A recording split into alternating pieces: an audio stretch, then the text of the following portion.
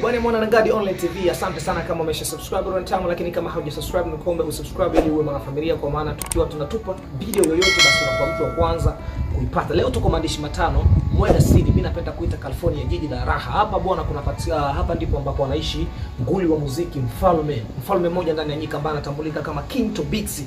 Bwana huyu jamaa ana maisha fulani hivi kipele kilichokuiva, kwa maana ukikiwasha kinavunjika muda huo, yani maisha fulani ambayo mepesi, maisha mnyenyato. Bwana sasa kupitia social media zake, mitandao ya kijamii, tunaona huyu jamaa anavyoweza kufanya tour, matembezi yake, anapita miji tofauti na anapokula raha, anakutana na mastaa tofauti. Sasa tunataka tumshtukize ili tujue kwamba je, maisha anayoishi kwenye mitandao ya kijamii yanafanana na maisha yake halisia nyumbani kwake? Isiyokuwa kwenye mitandao ya kijamii anakula pizza, alafu end of the day kwao anakula viazi vitamu. Isiyokuwa kwenye mitandao ya kijamii analala kwenye kitanda kizuri, alafu kumbe kwake analala kitanda cha kambai. Isiyokuwa kwenye hoteli anakalia sofa kali, alafu kwake anakalia nini? Anakalia kocha. So tunamshtukiza hapa ndipo ndani kwake ambapo natakuwa tuingie. Kabelamani wangu sogea tuingie ndani. Bwana hapa ndipo ambapo anaishi mfalme King Tobixi. Kama mnavyoweza kuona, haya ndio mazingira ya nyumbani kwake ambapo anaishi huyu mfalme mmoja tu. Kama mnavyoweza kuona jamani, sitaki niseme mengi kwa sababu kamera yangu inaonyesha kabisa, kamera inaonyesha kabisa jinsi gani kulivyo, na hapa ndipo ambapo mwana King Tobixi anaishi. Sasa wewe unaweza kuniambia kwamba yale maisha ambayo unaona kwenye mitandao ya kijamii na haya yanafanana, au mchizi ana nini? Hatujamfuata da, sikumbuka tuko Mwenda. Sisi tuko Mwenda, hatujamfuata da. Sasa mbona kama mmemfuata hotelini? Hapa sio hotelini, hapa ndipo ambapo Mnyamwezi anaishi, King Tobixi. Bwana kameramani, nifuate. Umeona hapa Mnyamwezi alipoa hapo kwenye meza. Karibu sana familia. Karibu. Kwaje? Safi. Kama gani? Mkaa mzee. Karibu. Bwana nimefurahi sana. Karibu tuketi. Asante sana. Bwana nimefurahi sana kufika nyumbani, japokuwa tumekushtukiza, lakini nilisaka nione, maana ningekupigia simu mambo yangekuwa mengi tu. Bwana nimefurahi sana kufika nyumbani, nimepaona. Mimi sitaki niseme mengi, lakini watu ambao wanakuwa wanaongea maneno tofauti, wale ambao wanabahatika kukuona kwenye mitandao ya kijamii, nadhani leo wanacha kujifunza, lakini pia wana kitu ambacho leo natakiwa wakione live wenye bila chenga. Mambo vipi lakini mzee? Niko poa. Karibu. Asante sana. Fresh. Tunapomzungumzia King Tobixi, tunamzungumzia yule Mnyamwezi ambaye anapoa, anavaa fresh, maisha yake yamekuwa maisha ya juu sana. Unatembea sana brother, nchi tofauti, pia unatembea katika miji mikubwa tofauti, pia unafikia katika hoteli kubwa tofauti ambazo kikawaida kwa mtu ambaye hajiwezi hawezi fikia huko kwenye hizo hoteli. Mimi sio mafanikio yako, kwa sababu watu wengi hawajui kazi unayoifanya, lakini wanaona maisha yako yamekuwa makubwa sana unayoishi. Sasa hii kidogo inawapa wasiwasi. Sometimes wengine wanadiliki kusema mwanetu bwana mchawi, mwanetu anachuma ulete. Hii unaijibiaje bro? Kwa hiyo nitukulie. Mimi sina neno la kuchukulia, lakini au wafuasi wanaokufuata kwenye mitandao ya kijamii, kwa sababu napitia kwenye comments naona wanaandika bro tukuelewi, unakula sana maisha, lakini bana yani ni kama vile ambavyo tukienda TZ kule kuna mtu anaitwa Chief Godlove, anaonekana ana maisha makubwa, pesa, magari, lakini watu hawajui kazi anaweza kufanya. Sasa kwa upande wetu pia tunaye Chief Godlove mwingine ambaye watu wanamuona na shine, anaishi vizuri, lakini pia hawatambui kazi yako unayoifanya ambayo inakuingizia pesa. Sasa watu wanapoona ingia katika sintofahamu kwamba bwana King Tobixi inakuaje, au muziki ndio unakulipa pesa mzee? Hapana. Muziki hakulipi pesa ambazo zinakufanya ule maisha hivi. Muziki unalipa pesa. Au ingizi pesa yote, sema muziki unajiburudisha na kurudisha mashabiki zangu. Na tunafahamu kawaida sana kukuona TZ, na sio TZ, kukuona Dar es Salaam, kukuona Zambia, kukuona Maputo, miji mikubwa kabisa ambayo pia tunakuona kwenye mahoteli makubwa. Mimi sio mafanikio mzee. Heshima na kwa nidhamu na kila mtu. Ndio. Kuna anayefanya peke yake. Na hili kwa watu wa Mwenda hapa, labda tuseme kwa wasanii tunaona kwako tu. Nadhani hao wengine ambao wafanyi kama unavyofanya wewe hawana heshima. Hapana, sijamzungumzia mtu mwingine, nimezungumzia mimi. Na kwa swali lako leo niuliza kwa sababu kwa kutaka kwamba sijui sile mafanikio. Ndio. Sile mafanikio kwa mtu anajua mwenyewe anayepata yake. Kwa hiyo ila kwa ufupi wangu, ukitaka ufike kama ufike sehemu nyingine, yani niaba na hapo sijui ulipokuwa. Inabidi uwe na heshima na nidhamu, heshima kila mtu, maana nataka kusupport kesho mjini. Ndio. Na nataka kuonyesha njia. Inawezekana wewe ukawa njia yangu nikafanikiwa kupitia wewe. Usipokuheshimu mimi nitapataje mafanikio? Huwezi kupata mafanikio. Lakini pia story nyingi zipo mitandaoni kwamba kwanza unaonekana sana na mastaa wengi, tukizungumzia TZ kule mpaka nipo hapa nipo na chat na Mkojani. Okay. Huyo. Chat naye sasa. Huyo hapa. Mkojani. Tunaona ametuma message hapo. Yes, hujamjibia. Sijamjibia. Bado nina mazungumzo. Okay. Watu wanasema unatumia nguvu nyingi sana na pesa nyingi sana kulazimisha rafiki na wasanii wa Tanzania aidha watu maarufu Tanzania. Inakaaje msanii? Nataka nikupe kitu kidogo. Ndio. Kitu ukitaka upate inabidi kwanza uwe na brand. Ndio.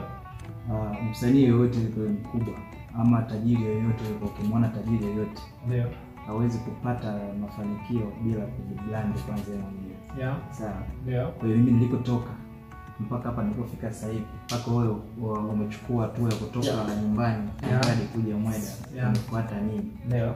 Kuja kunioje. Hii ni brand. Kwa hiyo tengeneza brand mpaka kufika hapa. Maana wewe ukajitoa kule hapa, nisingekuwa na brand usingekufuata kweli au nisingekufahamu. Kwa hiyo msanii yoyote ukimwona msanii mkubwa ama mtu amepata mafanikio, cha kwanza ni brand. Kwa hiyo ukimwona mtu anasema kwamba anatumia nguvu kubwa, anatumia pesa hivi na hivi kwenda huku, kwenda kuforce urafiki sio ndugu, huo ni naweza nikasema stupid. Akili yani bado hazijakaa sawa. Huyo mtu atakayezungumzia kwa hiyo ana mtu yoyote ukitaka upate alamu upate njia nzuri, kwa sababu una connection na watu. Connection ni muhimu sana. Okay. Lakini pia hapo katikati Harmonize alikuweka kwenye Insta story yake, pia akapita na maneno fulani hivi na watu wengi waka-comment sana kwamba bana amefanana naye. Chanzo cha wewe Harmonize kuweka kwenye Insta story yake ilikuwa ni nini, au mlishajuana before? Mapenzi tu. Mapenzi. Mimi post picha yangu na mtandao akaona kisha kuchukua na yeye kablani. Na ilizua taharuki sana kwa sababu watu wanasema umefanana na Harmonize, na watu ambao waliona ile picha walizani kama wewe ni ndugu wa Harmonize aidha ni pacha. Ulijisikiaje kufananishwa na Harmonize? Nilifurahi, maana kufananisha na mtu mkubwa kama yeye ni furaha kubwa sana. Lakini pia tuliona picha kadhaa huko jengoni kwa Konde Gang News Worldwide. Hii ilikuwaje yani mpaka ukafika pale nini? Familia ile familia. Ndio. Hata hapo tumetoka kuchat naye. Ndio. Mtu ambaye mgeni. Familia wewe. Familia. Kwa hiyo kwanza unapomzungumzia King. Kwa mfano mimi King. Ukinizungumzia kwa ubaya kwanza jitazame mwenyewe, jiangalie kwanza. Ndio. Wewe na King uko vipi? Baada ya hapo nifuate kwanza, hapo ndio nizungumzie vibaya. Ndio. Lakini kitu kingine wanasema una mahusiano unafanya mawasiliano na Chief Godlove all the way from Tanzania. Tunajua Chief Godlove amekuwa mtu mkubwa sana, ana pesa lakini pia ni maarufu, na moja kati ya vijana ambao wanaongelea vijana kutafuta pesa. Okay, ndio. Chief Godlove cha kwanza ukizungumzia Chief Godlove hapo kwa upi naweza nikasema kumzungumzia dunia. Ndio. Maana Chief Godlove hakuna sehemu hiyo. Ndio. Hakuna sehemu hiyo na hakuna asiyotaka awe na karibu na Chief Godlove. Kuchat naye pamoja naye. Okay. Kwa hiyo unapomzungumzia Chief Godlove sasa unazungumzia dunia. Kwa hiyo ukizungumzia dunia, unapomhoji King hapo sasa maanisha kama unahoji dunia. Maana ina familia kubwa sana. Na watu wazito wanazunguka. Okay. Na ilikuwa mpaka ukatengeneza urafiki au ukatengeneza undugu na Chief Godlove? Ukijitafuta kwa mfano kama hawa nimekuambia kwamba kitu unataka kupata kitu kizuri kwanza inabidi utengeneze brand. Ukitengeneza brand, ukiwa na brand tu basi, yani kitu chochote kile kwa mbele yake na rahisi. Lakini mzee imekuwa too much sana kwa sababu ukiangalia wana kutoka Mozambique, japokuwa tuna ujirani na nchi ya Tanzania, lakini imekuwa tofauti hata na wenyewe wa Tanzania mzee. Yaani imekuwa tofauti hata na wenyewe wa Tanzania. Hii ndio maana watu wanashangaa sana kwamba bwana mix na kwaje brand. Yaani narudia tena, yaani zingatia sana brand. Cha kwanza zingatia muda. Yaani usikubali muda unakuacha. Kwa hiyo kwa wale ambao wanasema labda topics mwana tumuelewi harakati anazozifanya, pia unawaambia nini? Hao naweza nikasema Cha kwanza kabla hujamzungumzia mtu kibaya, nisogelee. Ndio. Unijue vizuri kwa ndani. Baada ya pale unaweza kumzungumzia vibaya na mazuri. Tulikuwa na upaswa nyogo pale unapata vitu vyako na babu wa TikTok, na tunajua babu wa TikTok ni mtu mmoja maarufu pia kupitia mitandao tofauti. Huyu ni babu yangu kabisa, huyu babu yangu huyo. Babu wa TikTok ni babu yangu, huyu ni familia kabisa, familia ile nyoka hivi. Huyo ni babu yangu kabisa, ni mbiku wake wa kwanza. Babu wa TikTok. Babu wa TikTok. Na nimetoka kuchat naye sasa hivi naye pia. Kuchat naye. Babu wapi babu wewe nenda huko. Mimi namtaka babu huyo. Nimtoe message habari za leo babu. Poa mjukuu. Kwanza nipigia ingawa tunaongana kabla tujaonana na nyie. Na wewe mwingine mtazamo Mr. Mwanya. Comedian huyo. Mimi pia ni familia kati ya familia zako. Familia. Bwana umetisha sana mzee. Mimi nadhani tuna mengi kuzungumza. Lakini pia wewe ambao unafuatilia Ngadi Online TV, ujifunze kitu kupitia hii exclusive kwa sababu ya maneno ambayo yanaendelea mtaani kuongelewa kwamba mchizi bwana eti maisha sometimes maisha yanayoishi kwenye mitandao ya kijamii sio maisha ambayo kwake ndio anaishi. Bwana kuna vitu vingine tukiwa tunaongea kwa uhakika. Hapa sisi tuko nyumbani kwa King Tobits kama unavyoweza kuona, hapa ndipo nyumbani kwa King Tobits na hayo ndio maisha yake halisia. Kwa hiyo sasa wewe unaweza compare kile unachokiona kwenye TikTok X ambayo inatambulika kama Insta, ilikuwa inatambulika kama Twitter, lakini pia Facebook. Wewe unayofuata TikTok, je, hayo maisha unayomwona kwenye TikTok yana tofauti na haya? Na nyinyi ambaye mnakaa mnabishana kila siku kwamba King Tobits tuelewe nini na nini, mimi nadhani huwezi kuingiza ukabila au huwezi kuingiza kuwa na maisha mazuri wakati na maisha mabaya. Mimi nadhani haya ni maisha yako bro. Iko hivi. Sisi vijana ama naweza kusema sisi watu wa sasa hivi kuna vitu tunafeli. Kufeli kwako kwa vipi? Kwanza ukitaka kuishi maisha mazuri ama ukitaka kupata mafanikio, cha kwanza epuka kumuongelea mtu vibaya. Maana ule muda unaotumia wewe unamijaje Tobits. Ule muda unaotumia wewe una compare na watu mnagombana nini, King Tobits hivi na hivi, yani muda ule kwa video utengenezea. Ama usingetengeneza hela, ule muda ungetengeneza mambo mengine nyumbani, familia nini, unazingatiwa na fulani wanaishi vipi nyumbani. Sababu unaweza kukuta wanasema King Tobits wakati hata nyumbani hujaandaa mazingira mbovu. Yani hata na mimi chai hujaacha nyumbani. Yana bro. Hawa wanapiga hela hizi zote hizi hela hizi. Nikipokea papa hela hizi. Sawa. Zinakuja hela. Kwa hiyo ukitengeneza brand, yani ukiwa na brand, hela zinakuja zenyewe. Na zinakutafuta hizo hela. Si wewe unatafuta hela hapana. Kwa mfano kama pale na appointment ya watu hapo watatu. Mmoja anatoka Mtipweshi, wawili anatoka Msimbo da Playa, wanakuja kufanya biashara. Tajiri niache kidogo, nina interview, nafanya interview hapo, nitakupigia. Nielewe Juma. Hapo. Nasikia shehe.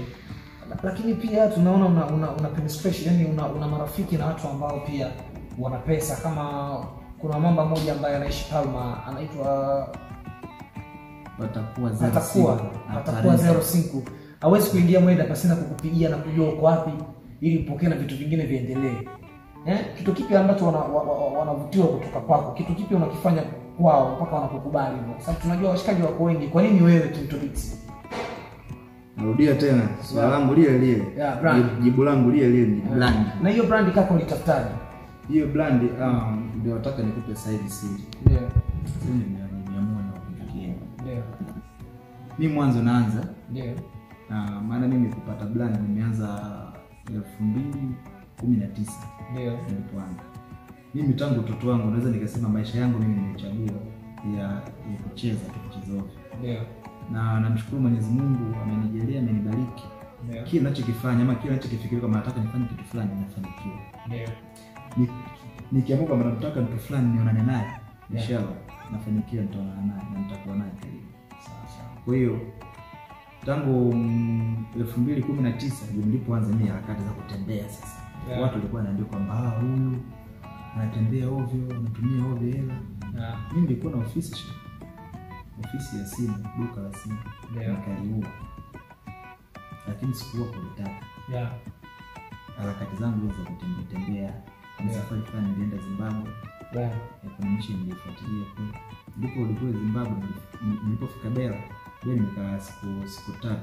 Sasa nilitaka nirudi nije huko, nikaenda zangu kwa Maputo. Nilikuwa na Maputo, nimekaa Maputo, niliporudi Maputo tu kufika Mweda, sijui walinitegeshea, sijui sijielewa kwa kifupi. Nilipofika Mweda kuna brother zangu fulani marehemu alikuwa na Harabi. Huko kwa nini ngari. Mimi wa mali walikuwa. Mshikaji alikuwa anapenda sana. Alikuwa anafanya kazi moja. Alikuwa anapenda mimi. Nilipofika hapa, huyo bro hiyo siku ilikuwa weekend. Bro akanitunuka, nipigia simu, "Nirudi na nyumbani." Akaja mpaka nyumbani kunichukua. Alikuwa na magari manne. Yule jamaa alikuwa na magari manne. Akanitunuka kunipa gari moja.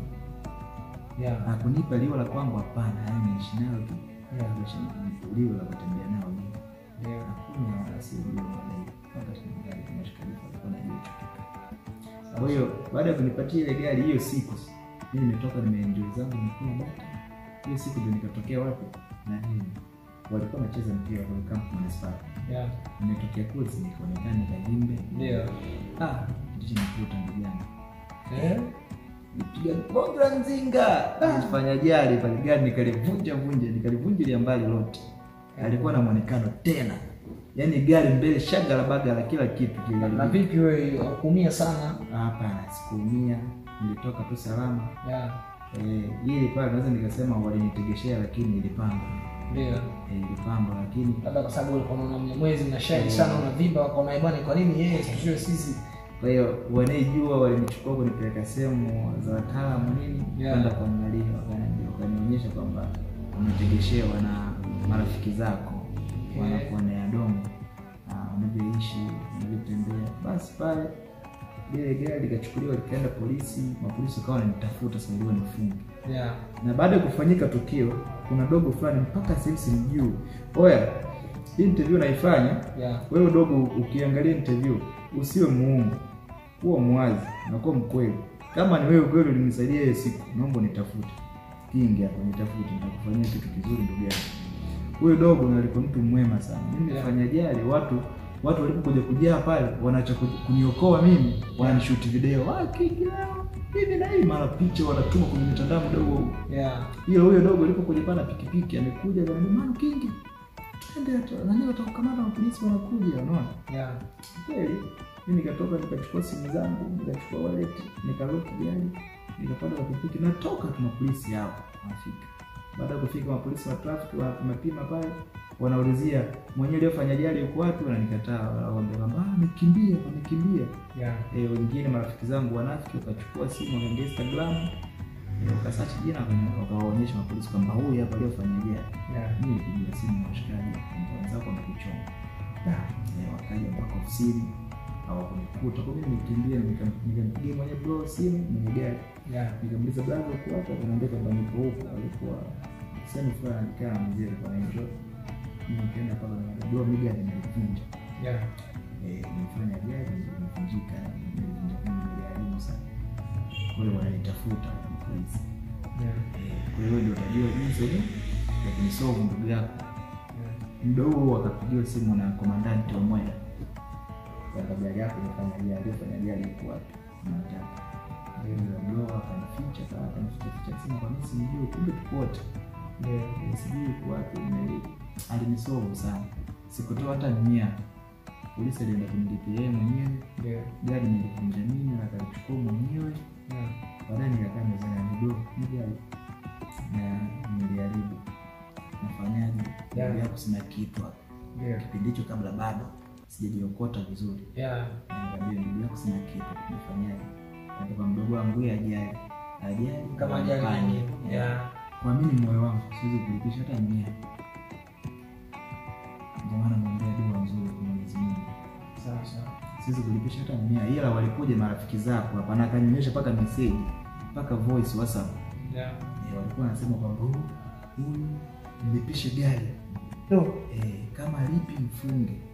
Usipomfunga kauze nyumba mama yake. Ndio anasakazia kauze nyumba ya mama. Sasa kauze nyumba ya mama, mama akakaa wapi? Hapa familia yangu nikakaa wapi? Hapo nilipokaja kugundua kwamba unafiki huko. Ndio hapo ofisi yangu ya simu nikaifuta. Hela zote zikaisha. Sisi ziendaenda hivi. Kila anachokifanya akiende. Vitu vinakataa ndugu yangu. Hata ndugu zangu wa karibu ambao walikuwa wana shine na nini, wanakula maisha na nao bata. Maana Mweda hapa na kijana wa kwanza kufanya party birthday kubwa ya maana nzito. Kuna mwingine ni mimi Kindo Wit. Nilifanya rekodi kwa utakapoka. Nikawaita wanangu tukajezana. Nini futikani. Lakini hawa wote siku nilifanya ajali. Kile nipigie simu anikopeshe hela wataki. Mpaka mimi nilichukua simu zangu nikauza kwa bei ya hasara. Angalia simu moja ya kipadi hapa tulikuwa nauza $1,500. Nilikuwa nauzia mpaka yani kupindilisha mpaka September kwenda wataki. Nikashuka mpaka Sheshento wataki. Lengo lao litaka nini? Mimi nazungumza kwa sababu jambo kanimaliza mwenye blazi. Mimi simu zangu zile kaenda sasa sijui vitanyumba vikavurugika. Nikaachana nayo, lakini fresh pale ikawa kama wamempiga teke chura sasa. Sawa muongezea mwendo. Baada ya kupata mtihani huo ndio ikawanyia la kachanga kwanza kwenda ni kundi benki. Nikaenda kwa dini nikakutana na familia pale fresh. Tukajenga mpaka sasa Tanzania na familia kubwa sana. Sawa. Master mmoja sisi ni wangu kwenye mitandao. Ndugu zangu wa familia. Na wanaheshimu sana na waheshimu. Mimi tukitoka hapa tukienda Bongo, tukienda Dar, ndio kwamba nenda nyumbani kwa familia. Kwanza mwenyewe mzito nikitembea mimi sina dogo. Sipendi kujimini. Ukitembea na kingi ndio hapa ndio unatembea fahamu unakuwa vizuri. Unalala vizuri, unasafiri fresh. Sawa. Ndio story yangu kidogo. Bwana story yako inahuzunisha sana. Inahuzunisha sana ukizingatia watu ambao wanakula nao maisha, pesa zako nini unashare nao nini afu ende mzedeo wanakutelekeza. Kitu kama hicho sio kitu kizuri. So au marafiki ambao wanafanya hivyo mpaka sasa hivi kuna baadhi ya miongoni mwao ambao labda bado uko nao kama washikaji mpaka kuna msemo niliambiwa paka hata kwa baba wangu alinitumia message kwa siku fulani.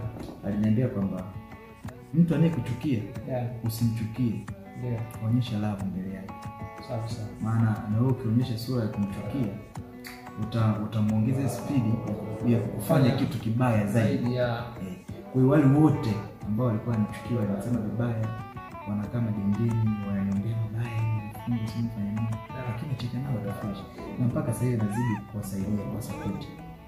Japo sina kikubwa lakini wakihitaji kitu mimi natokea pale lazima nitoe mchango fulani naingiza mkono.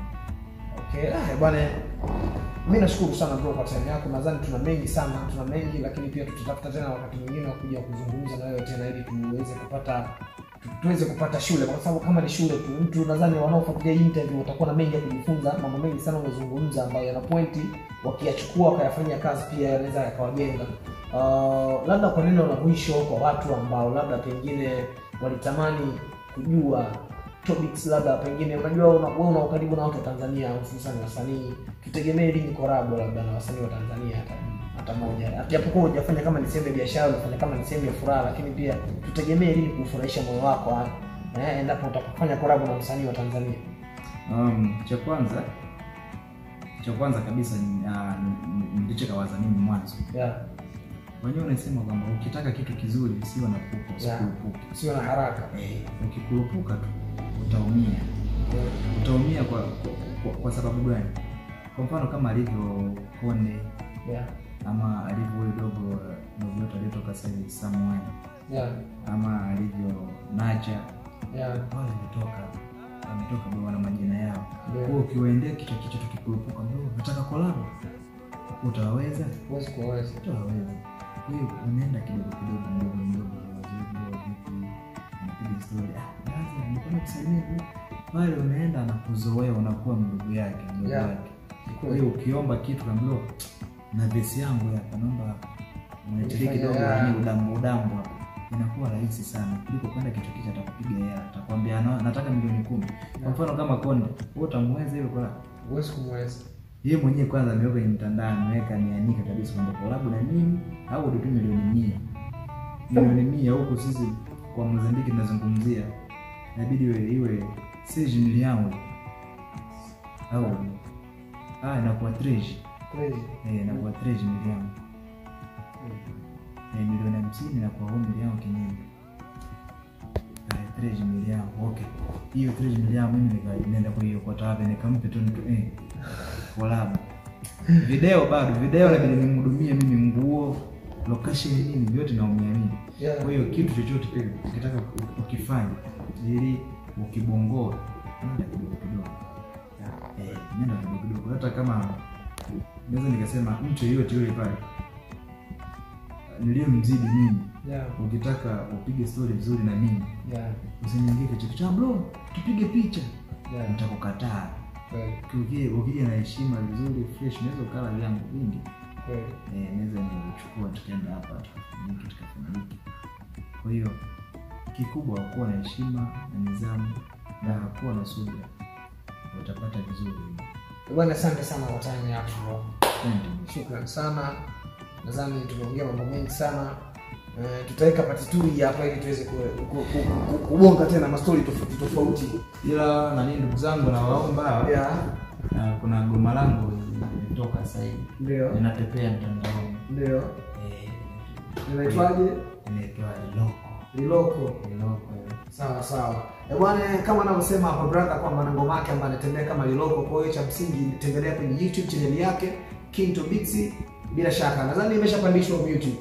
YouTube imeenda tayari. Ina account yetu safi kabisa professional tumeshaipata tayari wenyewe kwa wameprove tayari wenyewe wa. Sio account ya kitoto. Okay. Kinto Beats. Okay. Hapa. Bwana inaandikwa hivi hapa kabisa. Okay. Bwana kuona subscribe hapo, alafu mwisho wa siku unadondosha like na comment. Ngoma mpya inaitwa Liloko ya mfalme ni moja ndani ya nyika. Nadhani tumepiga story nyingi sana hapa na mimi pia nashukuru. Nadhani kama mnavyoweza kuona siwezi ondoka hivi hapa, lazima mwenye pia nitahurumiwa hapa. Mazingira yamenoga hapa. Utatokota. Nataka niokote kidogo na mimi. Asante sana director Kenny Maswaga Zeni House behind the camera. Umetisha sana mbaya mzee, kideo kimetulia sana, kideo ng'ara, kideo kimeng'ara sana. Chao, tutabonga tena nafasi